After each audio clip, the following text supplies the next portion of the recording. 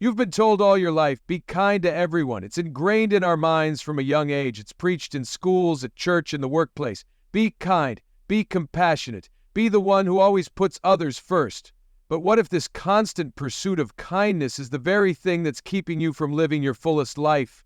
What if I told you that this well-intentioned habit could be slowly draining you, leading to burnout and self-neglect? Stop being kind to everyone. Yes, you heard that right. Not everyone deserves your kindness. Think about it. How many times have you been kind to someone who didn't appreciate it, who took your generosity for granted, or worse, manipulated it? Maybe it was a friend who only called you when they needed something, or a colleague who dumped their work on you while they took credit for your efforts.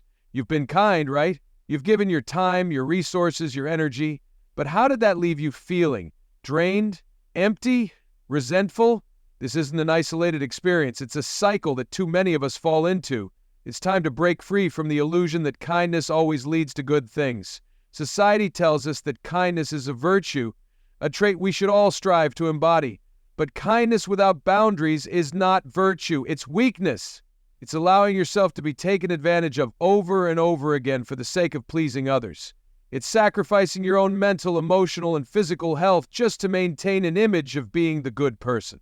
And let's be honest, who are you really helping when you're constantly putting yourself last? Not them. You're only enabling toxic behavior and perpetuating unhealthy relationships. You're probably thinking, but isn't being kind just the right thing to do? Well, let's talk about that. Yes, kindness is important, but it's not about being kind to everyone, especially those who have shown you time and time again that they don't appreciate it. Kindness needs to be a conscious choice. A gift you give because it serves you and the other person, not because you feel obligated. When you give kindness indiscriminately, you're not helping anyone. You're just letting people use you and ultimately hurting yourself. Can you really call that kindness? When was the last time you thought about your needs? When was the last time you asked yourself, what do I need? Not just what does everyone else need from me. Being kind to everyone can easily become a one-way street where only others' needs are met, while your own go unaddressed. How many of you feel exhausted after helping someone, only to get nothing in return? It's time to stop putting everyone else first. It's time to ask yourself what's truly important. You deserve time for yourself. You deserve boundaries. You deserve to put yourself first when necessary. Now let's dive deeper into the psychological side of this. What happens when we don't set boundaries and continue to give and give? Over time, we begin to feel empty. We start to lose ourselves in the process of trying to please others. The act of being kind without restraint may seem noble at first, but it breeds resentment. You're giving away parts of yourself until there's nothing left. The emotional exhaustion that comes from this will catch up with you eventually. You can only pour from an empty cup for so long. At some point, your kindness will turn into bitterness, and that's when the real damage is done. And then there's the fear of saying no, the fear of letting someone down. It's a form of people-pleasing, and it's rooted in a deep-seated belief that your worth is only tied to how much you can give to others. This fear feeds into the cycle of overextending yourself. But here's the truth. You are not defined by your ability to constantly be there for everyone. Your worth doesn't decrease when you set a boundary. It actually increases because you're teaching others how to respect you. It's time to break free from the chains of people-pleasing. It's time to stop the emotional hemorrhaging. You might be thinking, but doesn't that make me a bad person? Doesn't it make me selfish? No! That's the toxic conditioning we've been raised with. We've been taught that self-care and boundaries are selfish, but in reality, they're acts of self-respect. They're the cornerstone of a healthy, balanced life. Setting boundaries is not only good for you, but it's good for those around you too. It teaches others how to respect you, how to treat you as a person with your own needs and desires. You deserve to have your needs met. You deserve to thrive. Imagine a life where you stop giving your energy away to people who don't appreciate it. Imagine waking up each day feeling refreshed, motivated, and ready to take on the world because you've stopped draining yourself for others. Imagine having the space to focus on your own growth, your passions, and your goals without guilt. Can you feel that? That's what happens when you stop being kind to everyone. You start to reclaim your life. You start to put yourself first, and in doing so, you create the room to be truly kind to those who value and respect your time and energy. That's the kind of kindness that will transform your life. You may be wondering, how can kindness be toxic? How can something that seems so positive be harmful? It's simple. Kindness, when misused, can be weaponized. It becomes an expectation, a tool for manipulation.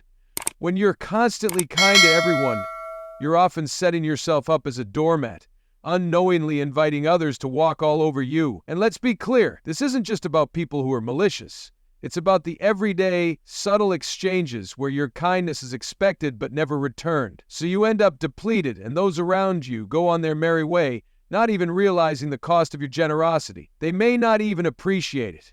Think about the last time you said yes to something you didn't want to do. Maybe it was a favor, a request for your time, or something that just didn't serve you. Did you say yes because you genuinely wanted to help? Or did you say it out of fear of disappointing someone? The issue here isn't the act itself, but the why behind it. When you're constantly saying yes to everyone, you're losing sight of your own desires, needs, and boundaries. You're constantly sacrificing for others. And yet, how often do you receive that same level of commitment in return? More often than not, the answer is not at all. This culture of perpetual kindness has created an environment where we feel guilty for saying no. How many times have you been told, just be kind, when you've tried to express that you needed space or rest? It's ingrained in us. Be selfless, always help, don't be selfish. But guess what? It's okay to be selfish sometimes. It's okay to put yourself first.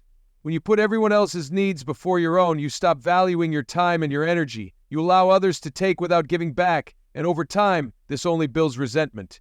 You are not a bottomless well. You need to fill your own cup before you can help anyone else.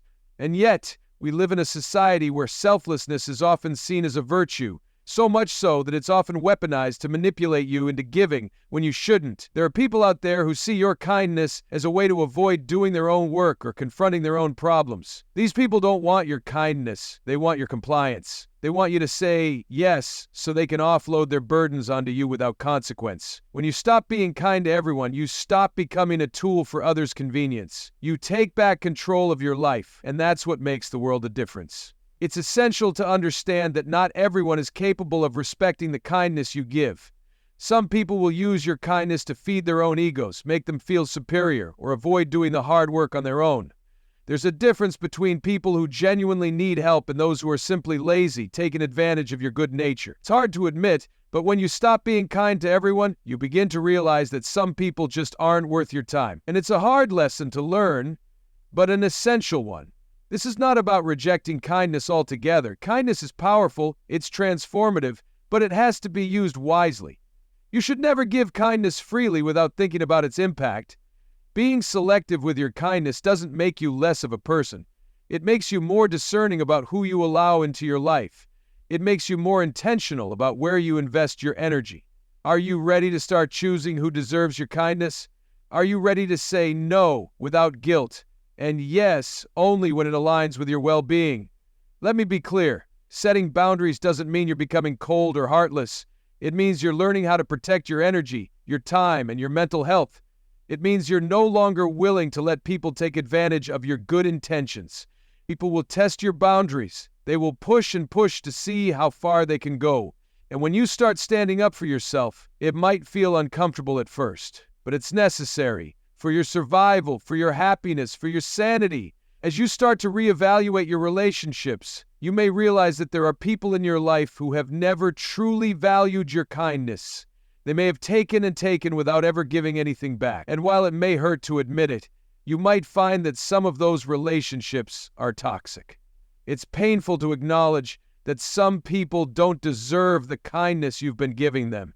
But this is the wake-up call you need to prioritize yourself. Start cutting out the people who drain you and focus on those who lift you up. Surround yourself with individuals who will respect your boundaries, your time, and your energy. Psychologically, setting these boundaries is liberating. It's like shedding a heavy weight off your shoulders. You'll notice a shift. Suddenly you have more time for your own goals, for self-care, for the people who truly matter. You're no longer weighed down by obligations you never wanted to fulfill. You begin to find joy in saying no, because it's no longer a source of guilt, but a source of freedom. This doesn't just benefit you, but those around you as well, because you'll be able to give more authentically when you're not completely drained. This journey isn't about becoming a bad person, but about becoming a person who is more in control of their life. Someone who knows their worth. Someone who says, I'm worth being treated with respect, and I deserve to protect my energy. By learning when to be kind and when to hold back, you're stepping into a more empowered, balanced version of yourself. Don't let anyone tell you that you're being selfish. You're being smart. You're being strong. And it's about time we all start embracing that truth. Thank you.